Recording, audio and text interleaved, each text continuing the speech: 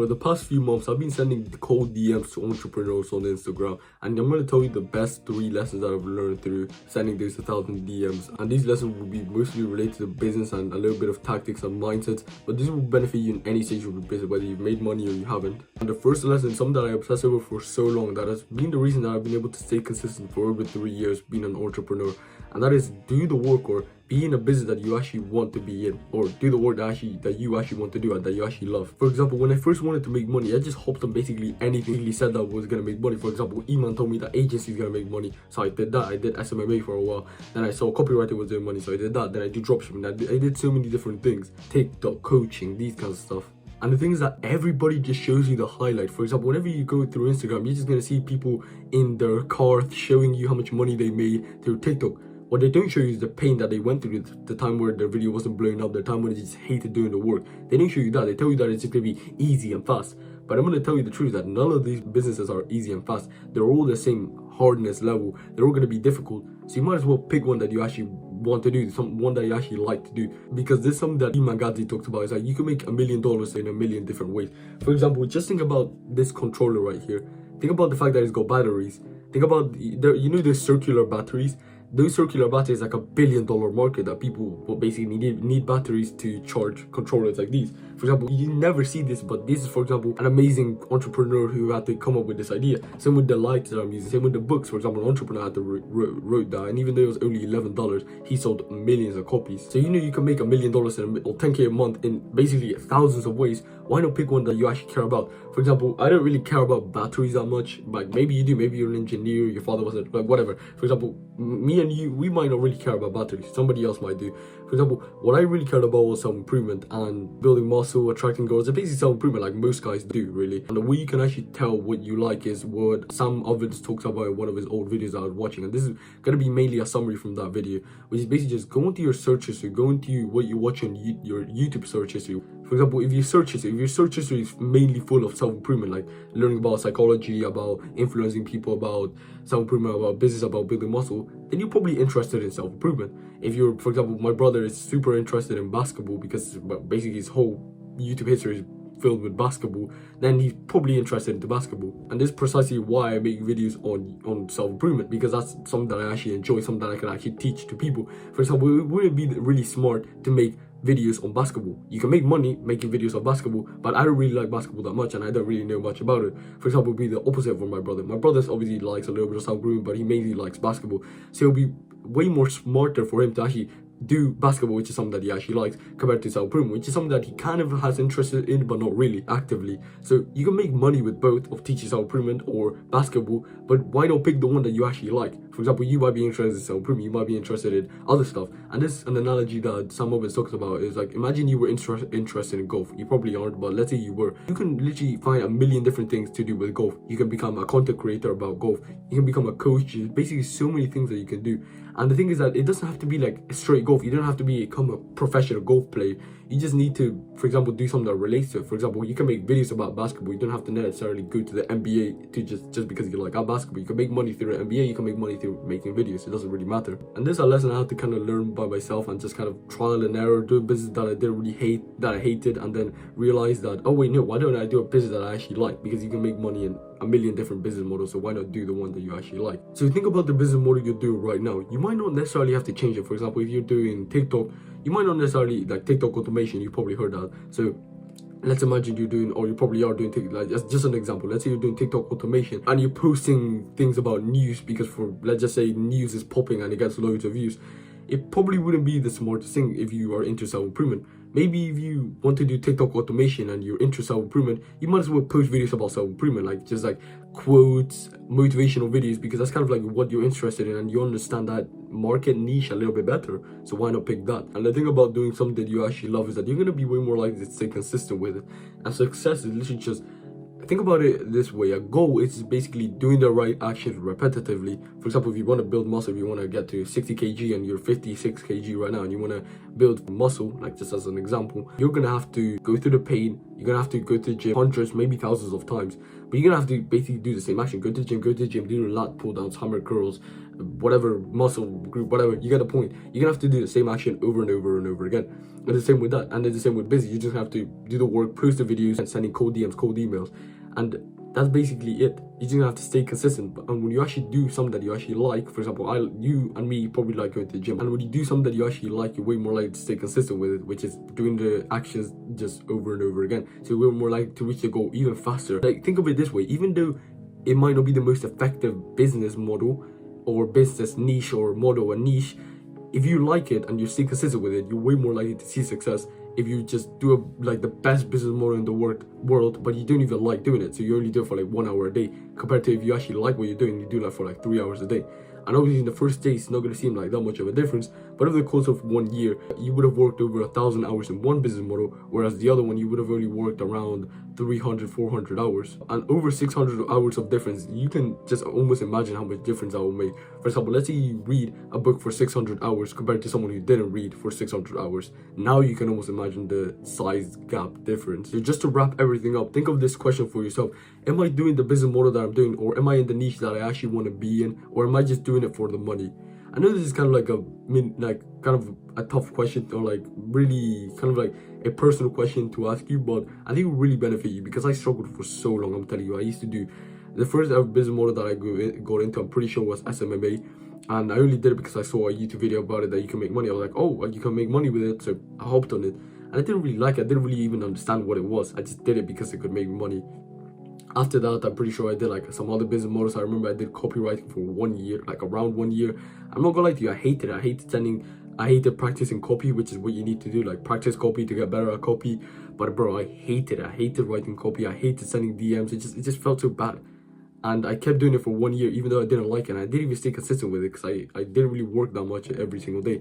Now I actually do something that I like, talking about self-improvement, which is something that I like as well. So I'm going to be way more likely to stay consistent. I just want to save you all that pain. I had to go through basically almost 2 years of business that I was just basically going around hazing, not really messing around, not really making any meaningful progress, compared to now where I'm actually doing something that I actually like and staying consistent with it. So I want that same result for you. I want you to actually do something you like, so you stay consistent and you see success potentially even faster. This next lesson really has helped me, and it's mainly for like coaches and consultants, and probably if you work with clients, it's gonna benefit you. So I'm gonna keep this a little bit short, because I know some business models don't really require clients and do other stuff, but anyway, it'll be a benefit for you to know anyway. And that is that not everyone is your client. This was an interesting, I guess you would call it, mindset that I learned from this guy who was a video editor, and he's worked with over 100 clients. And this one has really helped me, because it saved me so much energy and time from working with people that I didn't really want to, that I were just gonna waste my time, and using that same time to get better clients, getting more qualified clients. Especially since I was pretty new to coaching and consulting, I just basically wanted whoever I could, I wanted them to be my client, because like if I could get any client, that'd be amazing. But the thing is that most clients aren't really that qualified. For example, there could be people that are making money and don't have money, and you obviously want people who have money compared to people who don't have money, because people who have money can actually pay you and give you money compared to people who don't have money. So you actually want to make money from your business. I know I said money a lot, but you get the point. For me, it was basically just working with entrepreneurs that actually make money, rather than the ones that weren't really going to pay me and they weren't really making that much money, that probably wouldn't have even benefited from my coaching that much, because they didn't really have anything to invest. Think of it this way: imagine you have a Lamborghini and just an old car. Let's say you have two cars, a Lamborghini and an old car. You're gonna take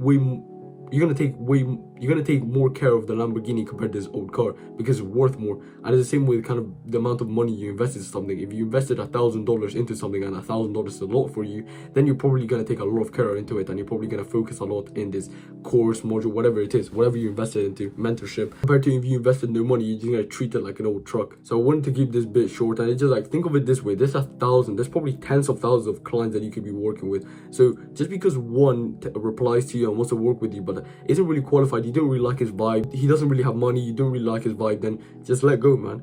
like, I know it's kind of tough, especially if you're just starting out, but it's definitely a mindset that will save you a lot of energy and time that could better be spent into finding more qualified clients that you actually want to work with, that actually have money. And that's just basically way better. They have money, you like to work with them, why wouldn't you want to do that? And this last one is one of my personal favorite ones, a mindset. And mindsets usually overpower tactics, because think about it this way: you can have the best tactic in the world, but if you have a horrible mindset, you're going to find ways to make this tactic not work for you, because you're going to think that you're a loser and it's not going to work for you.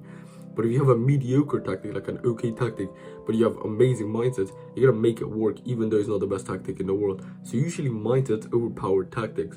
And this mindset is that you must, and this is exactly the words that this entrepreneur told me, which was, you must work or do the work that people are not willing to do. And I know you've heard that everywhere, everyone's telling you that you just need to do the work, but it's so true. Everything that you want is just another side of a wall of pain. For example, I'm going to give you this story, which is a few months ago when I was doing judo. Well, I still do judo now, but a few months ago, judo is martial arts, so I was doing it, but I got a little bit inconsistent with it, because I was trying to do more entrepreneur stuff, doing the copyright. It was a year ago when I was trying to like do more business stuff, but it was really a mistake. So I was like not really going to classes that much, and obviously because of that, my friends were getting better than me, and I was starting to lose, and my ego was getting hurt, because I used to be probably one of the best in the kids class. I used to be one of the best people there, but my friends were starting to beat me, and they started getting better than me, and I hurt my ego, obviously. But obviously for such a long time, that was a pain that I had to go to class, and I wasn't really that good. And after a while, I just had to face the pain of me not being that good, and just having to stay consistent, go to class, even though I had to hurt my ego, to ask the teachers for help and everything, like say, how can I make this technique better and whatever. But after a while, I got better than them, and I started beating them, and I became one of the top students in the class, because obviously stayed consistent for so long. And that's one example. But this other time, I was in this school with this potential client, and he was telling me, just tell me a little bit more about yourself. He said that, and so I was like, okay. So I told him, my name is Matthew Romero, I'm 15 years old. And when I said 15 years old, this guy's face literally lit up like this, and he was like, 15 years old and you know all this knowledge. And he was like, you know so much knowledge, you're so intelligent, you have helped me so much. And when he said that, it reminded me of all the things that I've done, of the times where I skipped school so I could like read and do some business work, the times where I had to suffer, going through pain, where I was so bored of just scripting videos, but I did it anyway, where I recorded videos even though I didn't want to. Today, this last bit of the video, I didn't want to record. I literally stopped recording, stood up, walked around, and then I realized that no, I need to do the work. This is the pain, this is the work that people are not willing to do, but I'm gonna do it anyway. So I sat down and do some work. I've read so many books, and I've even read books up to 3 times over. For example, those 2 books right there are the books that I've read 2 times, even 3 times. I've read Atomic Habits 2 times, and How to Influence and Influence People 3 times. I have suffered and spent so much time developing myself that I deserve what I actually have, which is knowledge. And because of that, I get to live a life where I'm closer and closer to my goals, where I'm actually doing stuff actively to reach my goals, where I actually have so much knowledge, where I actually feel good about myself, where I actually have a body that I like, because I went through the pain of it. And this mindset is literally the best mindset that I've ever heard, and I have it stuck on my wall. I don't really think you can read it, but I'm actually going to show you personally. So look, let me show you. I think you can see it right now. Yeah, I think you can. So I get happier the harder it is, because I know no one else will try. And what that basically means is that, think of it this way: the next time you have to do some work and you don't really want to do it, for example, me recording this video right now, recording the end of it, I didn't really want to do it. I didn't really want to do it. But then I reminded myself, this is where most people quit. People don't want to face the pain, but if I do it, that means that I'm going to be the person that succeeds, and they're going to fail because they just gave up. And when you make that mindset switch, it goes from, oh, poor me that I have to face all this pain, to, oh, poor everyone else who's going to have to try to face all this pain that I'm going through.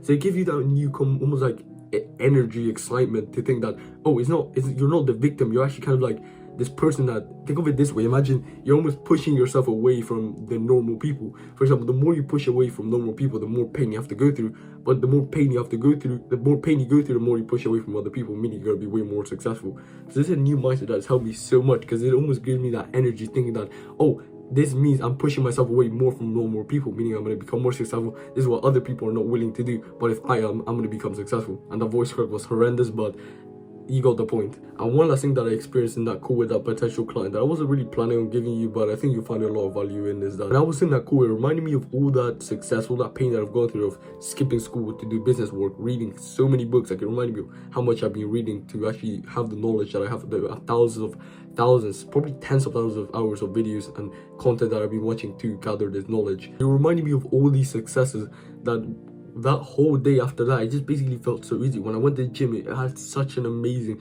gym workout. After that, I went back, I read some books, and I felt so effortless. So it just basically felt amazing. And that's what's called the winner effect. And basically, the winner effect is that it basically rewires your mind to expect success, and that basically makes succeeding way easier. For example, if you've been let's imagine this, you've been in a competition and you've won the last 3 rounds. How likely is it that you're going to win the 4th round and the 5th one if you have evidence that you won the first 3? And obviously your brain is going to expect for you to win because you've already won. And even though you're not changing anything about you physically, you're going to be way more likely to win because you have this mental evidence that, oh, you're way more likely to win because you won these last 3 rounds. And the way you can trigger this winner effect is by just remind yourself of past wins that you've had. For example, just remind yourself of past wins that you've had. The time where you had an amazing workout, the time where you just did your business work even though you didn't really want to and you felt and it was so boring, you did it anyway, you woke up early. Just whatever win you have, just basically activate your winner effect, and it's almost like a 20% buff for you if you just have this winner effect constantly throughout your day. And you can do it by just reminding yourself of past successes. I know it gave you a lot there, but I'm gonna summarize it for you, and I'm not gonna lie to you, I have it written down so it's a little bit easier. Do a business that actually interests you, which is the first one.